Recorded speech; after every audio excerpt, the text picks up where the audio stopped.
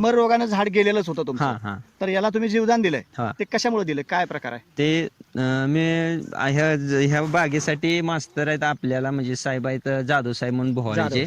मग त्यांनी मला नवक्रांती अॅग्रोचं एक गोळ्याचं पाकिट आणायला सांगितलं होतं. मरीसाठी गोळ्याचं पाकिट आहे. किती गोळ्या होत्या त्या? त्यामध्ये 20 गोळ्या होत्या. 20 होत्या. हा आता ह्याला काय तर केलं गोळ्या? ह्याला काय केलं आपण, मुळ लागतंय, मुळापर्यंत असं उकरलं, साधारणतः एक 6 इंच उकरलं बर ड्रिपरच्या खाली. बर. त्यात गोळी टाकली. एक टाकली का दोन? इकडल्या ड्रिपर खाली एक आणि झाडा पलीकडल्या ड्रिपर खाली एक. 2 खड्डे काढलेत हा, छोटे. हा. ठीक आहे. तर त्यात एक एक गोळी टाकली. हम्म, त्यात एक एक लिटर पाणी ओतलं. हा. मी साधारण एक एक जग हम्म. लिटरचा पाणी ओतलं आणि वर्ण माती ढकलली.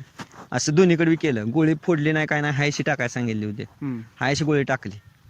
तर अनेक प्रकारच्या आजारावरती हा म्हणजे माणसांना वगैरे आपण ट्रीटमेंट करतो दवाखान्यामध्ये नेऊन, हा हा पण तशा प्रकारची झाडाला सुद्धा ट्रीटमेंट आता आपल्याला पाहायला मिळते. हा, हा. तर नवक्रांतीच्या माध्यमातून हे एक औषध किंवा एक हा, टॅबलेट गोळी, गोळी हा, हा. हे एक छान प्रकारचे आपल्याकडे आणि औषध वल्ली आली झाड आहे. सुकायला लागलेलं, एक फाटा गेला पण ही सुद्धा आता हिरवा वाटायला लागलाय. म्हणजे तर ही आपण शेतकऱ्यांना दाखवू फुटायच्या शकतो. अवस्थेत आहे फाटा ती सुद्धा.